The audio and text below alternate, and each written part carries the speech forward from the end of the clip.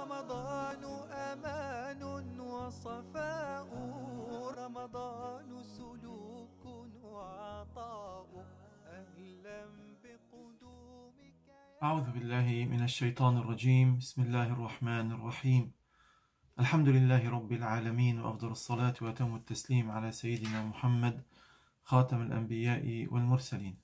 Mes chères sœurs, mes chers frères, salam alaikum wa rahmatullahi ta'ala wa barakatuh. Tout d'abord, je tiens à transmettre toutes mes félicitations pour l'arrivée du mois béni, le mois de Ramadan tant attendu, l'invité de Rahman, de tout miséricordieux. Ça y est, nous y sommes. Je tiens à implorer Allah subhanahu wa ta'ala de nous permettre de l'accomplir comme il se doit, aussi bien sur le plan spirituel, de cheminer vers Allah subhanahu wa ta'ala par une nourriture de l'âme, la nourriture du cœur à travers le jeûne du corps, si je peux m'exprimer ainsi, mais bien sûr, au-delà du jeûne du corps, le jeûne vis-à-vis de toute pensée obscène, le jeûne aussi que notre cœur doit observer contre la rancune, la jalousie, etc., etc. Le mois de Ramadan, cette extraordinaire école est là pour nous permettre de rebrousser nos manches et puis retrouver une stabilité, un équilibre dont on en a vraiment besoin. Alors pour ma partie, je vais vous parler aujourd'hui sur un élément très important, à savoir comment aborder la nourriture du corps pendant le mois de Ramadan, l'alimentation, aussi bien le matin pour la partie de suhour que le soir à la rupture du jeûne. Espérons, Inch'Allah, ces quelques conseils vous permettront de mieux aborder ces deux repas quotidiens pour, Inch'Allah, pouvoir tenir tout au long de la journée, d'autant plus que nous avons encore des journées qui sont plus ou moins longues. On est à peu près à 15, 16, 17 heures, ça dépend dans quelle région nous nous trouvons. Alors tout d'abord, deux mots sur l'alimentation. Globalement, nous avons vraiment besoin de manger tous les jours. Je vous apprends rien en disant ainsi, matin, midi et soir, etc.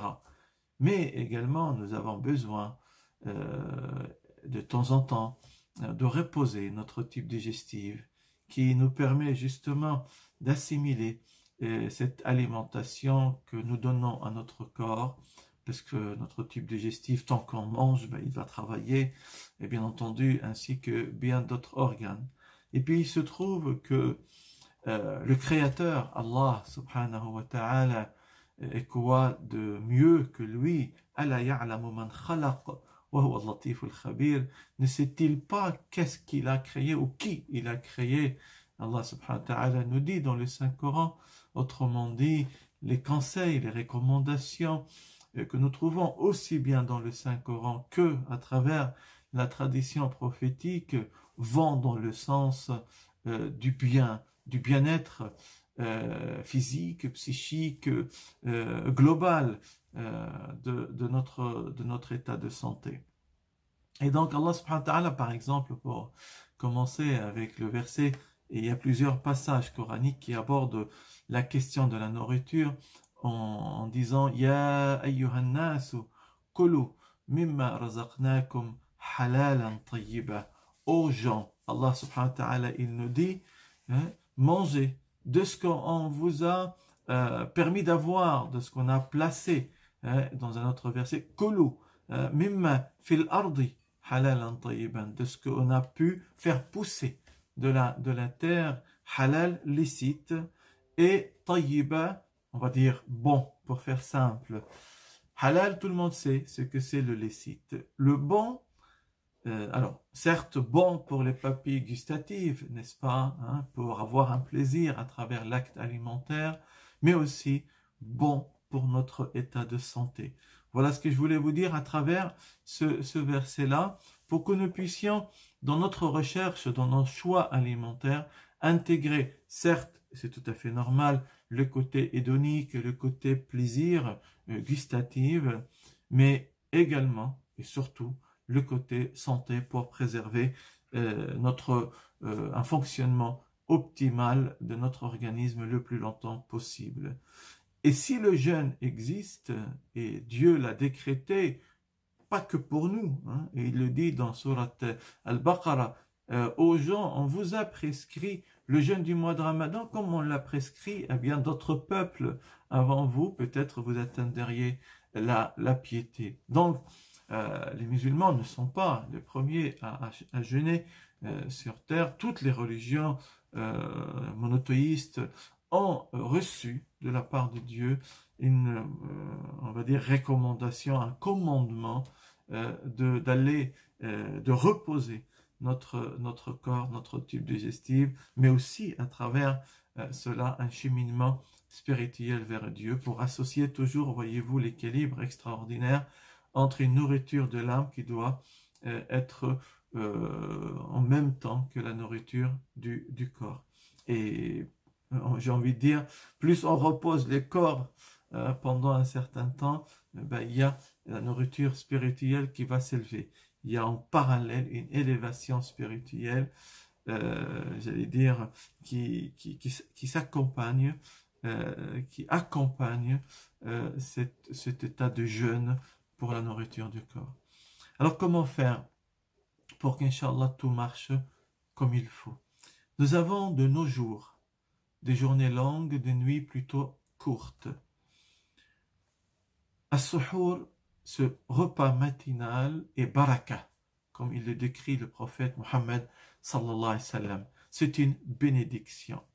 Donc, vraiment, mes chers frères et sœurs, tout faire pour ne pas rater ce repas matinal avant le Fajr. Bien régler vos réveils, une, deux, enfin voilà, plusieurs, s'il le faut, pour être prêt à se lever. Ça veut dire que la veille au soir, il faudra se coucher pas trop tard non plus. Quand on se réveille le matin, alors si on se réveille un peu tôt pour la nourriture spirituelle, pouvoir faire 2 rak'at de tahajjud de ce dernier tiers de la nuit, c'est vraiment l'idéal. Puis le moment du repas arrive. On va concevoir ce repas à plusieurs moments ou plusieurs éléments. Un, il faut que ce soit vraiment un vrai repas. Ce n'est pas un simple petit déjeuner. Un repas qui est composé des glucides surtout lents. Quand on dit glucides lents, ça veut dire qu'ils vont être lentement digérés par l'intestin et lentement absorbés au niveau de la paroi intestinale. Ça fait que grâce à ces glucides, c'est un peu comme chez le sportif. À la veille d'une compétition de haut niveau, on va lui donner des féculents, par exemple, de l'amidon, des glucides lents. Ça fait que il va pouvoir digérer lentement, et le jeûneur c'est pareil, hein, tout au long de la matinée, une bonne partie de la journée, et l'absorption de glucose va arriver petit à petit dans notre organisme. Ça fait qu'on va pouvoir faire face à un besoin de glucose qui va pouvoir être couvert plus ou moins de cette manière. Et s'il le faut, il y a d'autres sources endogènes dans notre corps qui nous permettent de fournir ce glucose. Donc, de l'amidon, pommes de terre, le matin, oui, tout à fait, de pâtes, des riz, des semoules, avec de l'eben, avec du yaourt, avec du lait fermenté, avec également pas mal de fruits secs qui vont avec, pour avoir aussi une bonne source énergétique très intéressante. Un conseil, si on peut, une partie de ces féculents, par exemple les pommes de terre qu'on peut cuire la veille au soir, puis on les laisse se refroidir, parce que quand on cuit les féculents et l'amidon, on va casser une structure biochimique, le rendant très digestible. Alors que notre objectif derrière la consommation de ces glucides lents, justement, c'est de rendre une digestion plus lente pour que ça tienne plus longtemps dans notre tube digestif. Et le fait de refroidir ces féculents, ces pommes de terre, ce riz, etc., et le prendre, les consommer plutôt en salade le matin pendant ce suhour ou avec de la pomme de terre écrasée, de la purée de pommes de terre, de la bonne pomme de terre avec un peu de l'huile d'olive, etc. Ça nous permet justement de retrouver une bonne partie de ces glucides-là. En fait, le froid, le fait de refroidir, restructure certaines structures qui auront été cassées par la cuisson. Et donc, on retrouve l'intérêt de consommer ces féculents. Pour les jeûneurs, bien sûr, comme je l'ai dit. À côté, il faut qu'il y ait une bonne source protéique. Alors, des protéines, on peut les trouver dans les produits d'origine animale, le lait aussi, les produits laitiers, les œufs, avec de la viande pour ceux qui peuvent, en fonction des habitudes culinaires, bien entendu, qui ne sont peut-être pas tout à fait les mêmes en fonction des pays, des régions, et voire, je dirais même en France, en fonction des régions. Mais globalement, on peut, si cela est possible, prendre un peu de la viande hachée avec des œufs, par exemple, ou une bonne soupe, pourquoi pas. On peut fabriquer des soupes à l'orge, à l'avoine, donc en fournissant des céréales complètes pour avoir toujours ces glucides-là avec toujours des protéines à travers le lait par exemple, les œufs, la viande, etc. Ou les légumineuses, qui est une bonne source aussi de protéines, le pois chiche, alors les orientaux connaissent très bien le hummus, le fève, le foul, ou les lentilles, etc. pour que ça puisse nous fournir une bonne source protéique dont on en a vraiment besoin pour tenir bon aussi. Et puis éviter qu'il y ait, si jamais on n'en prend pas beaucoup, éviter qu'il y ait peut-être une petite faiblesse musculaire. Bien sûr, les fruits, toutes sortes de fruits est intéressante à consommer au petit déjeuner, voyez-vous. Le lapsus, pour le suhour, on a dit c'est un vrai repas, mais en tout cas pour le matin avant le fajr, parce que ça va permettre d'avoir des vitamines, des minéraux, de l'eau. On y reviendra sur l'eau, parce que pas mal de fruits sont bien riches également en eau. Et donc, voilà, ça nous garde en état bien vif, actif à travers l'intérêt de ces vitamines et de ces minéraux globalement. D'autant plus, il y a pas mal de nutriments qui boostent notre système immunitaire en période de Covid. Ça ne peut qu'être très, très intéressant. Toujours pour le suhour le matin, on vient de le dire, boire de l'eau. S'hydrater plutôt. Et s'hydrater, ça commence déjà la veille, au soir, dès la rupture du jeûne. Si on décide de boire 1 litre d'eau pendant le suhour, malheureusement, boire trop d'un coup, on risque de les éliminer une fois ou rapidement dans la matinée. Notre corps ne peut pas retenir trop d'eau d'un coup comme ça. C'est pour cela qu'on dit qu'il faut s'hydrater dès que vous rompez le jeûne la veille et tant que vous êtes réveillé, sans que ce soit trop tard non plus, buvez. Et quand vous allez prier Tarawih, toutes les 2 rak'at, buvez. Votre corps va recevoir petit à petit de l'eau et il va le retenir petit à petit de telle sorte qu'il soit bien hydraté. Toujours justement dans ce sens-là, attention à ne pas consommer trop d'aliments salés le matin.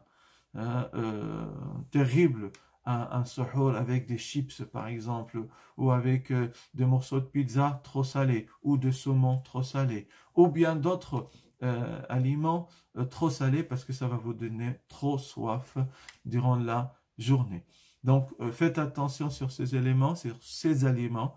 Et puis pour terminer pour ce suhour, attention aux boissons diurétiques. Alors c'est vrai que certains ont besoin du café ou du thé. Un verre, pas de souci. Deux, ça commence à devenir limite. Plus, eh bien, effectivement, le café est connu, le thé, notamment le thé vert, est connu pour provoquer la production d'urine, donc effet diurétique, et puis on risque justement de perdre pas mal d'eau dans la matinée, et ce n'est pas bon pour faire face à la soif. Un clin d'œil aussi pour d'autres boissons, notamment l'hibiscus que nos frères africains aiment bien, et puis c'est très bon d'ailleurs, et c'est très bon pour la santé en période, en dehors du jeûne, ou peut-être pour le soir, parce que les diurétiques sont bons quand il y a une hypertension artérielle, mais à prendre plutôt le soir. Hein. Mais si on le prend le matin pour le suhour, on risque justement d'être en état de soif plus important dans la journée. Le soir, on va rompre le jeûne avec les 3 dates selon la sunna du prophète Mohammed sallallahu alayhi wa sallam. Ça va nous procurer rapidement du glucose, donc de l'énergie rapide, avec pas mal de choses qui vont avec. J'ai oublié quelque chose d'intéressant pour le matin, pour moins ressentir la soif dans la journée, une banane et les fruits secs. Alors j'ai dit les fruits secs aussi pour leur richesse en potassium. Parce que plus on prend des aliments, et la banane on est riche, les fruits secs sont riches, un petit morceau de chocolat, allez on y va, pas de souci pour se faire plaisir, plutôt du chocolat noir, c'est meilleur pour la santé, ça apporte du potassium et le potassium contrecarre le sodium du sel. Et ça veut dire que on aura moins soif dans la journée. Le soir on a dit, d'abord les 3 dates si on en a. Si on n'a pas des dates, on y va pour un verre d'eau. Hein. Attention, il ne faut pas que l'eau soit froide, pas de frigo. Hein. Il ne faut pas provoquer un choc thermique avec un estomac qui n'a rien reçu dans la journée, qui a une température élevée, celle du corps. Et si on lui en donne de l'eau à 4 degrés, 5, 6 degrés, ce n'est pas bon pour la digestion, la fonction que l'estomac doit avoir par la suite parce qu'elle va commencer à recevoir des aliments. Je conseille en ces périodes de longues journées et de courtes nuits de prendre après les 3 dates la soupe, harira, shorba, ce que vous préparez. D'accord? Vous allez comprendre pourquoi tout de suite. Une soupe avant de prier le Maghrib. Alors je sais, certains vont dire, mais le Maghrib et Gharib, il passe vite selon le rythme malikite que nous respectons, bien sûr. Mais en ces circonstances, le nutritionniste vous dit, il vaut mieux prendre votre soupe, quelques petits accompagnants à côté, d'accord? Puis vous allez vous lever pour faire la prière de Maghrib.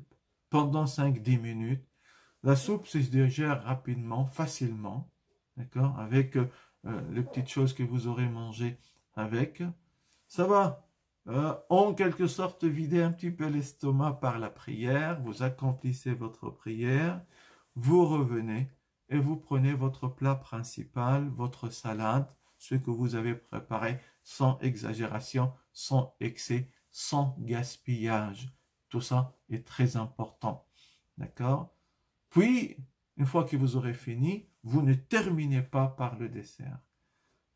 Vous lisez le Coran si la prière de l'Isha n'est pas encore là. Vous finissez ce que vous avez envie de faire, etc. À l'heure de l'Isha, vous priez et vous faites tarawih. Vous allez vous aider à digérer ce que vous avez mangé avant. Après tarawih, vous allez sentir, bien sûr, une petite faim. Parce que ça fait un certain effort. Vous aurez bu de l'eau au fur et à mesure, comme on a dit. Et vous allez prendre votre dessert après tarawih. Quel que soit ce dessert, des fruits, ça peut être une pâtisserie. Il faut se faire plaisir. Choisissez bien vos pâtisseries, que ça ne soit pas trop sucré.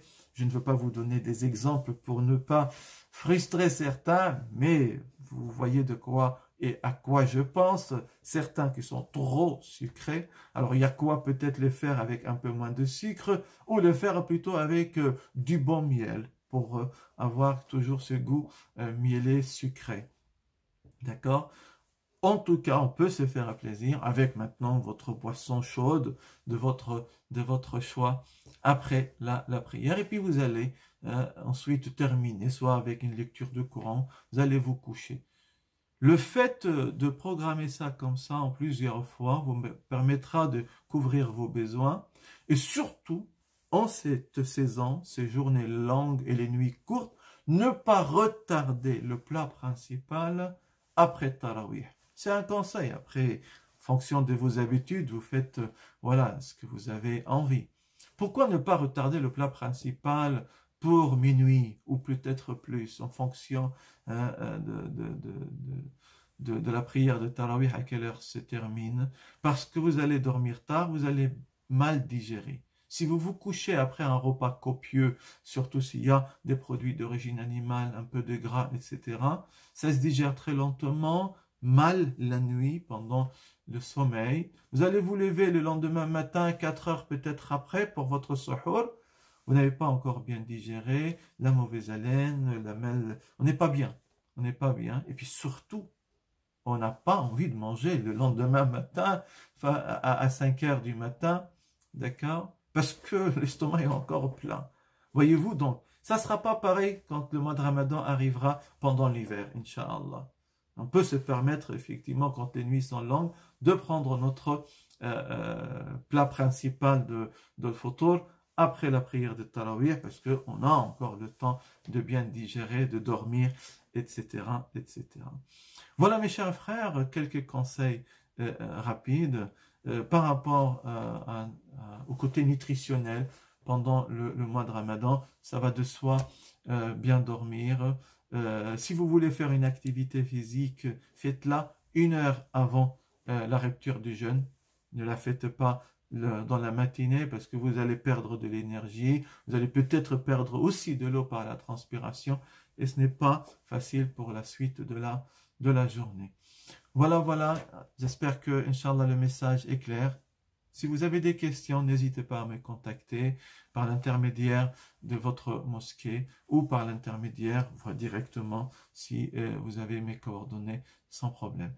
Barakallah fikum, qu'Allah accepte votre jeûne et Inch'Allah à la prochaine. Assalamu alaikum wa rahmatullahi ta'ala wa barakatuh.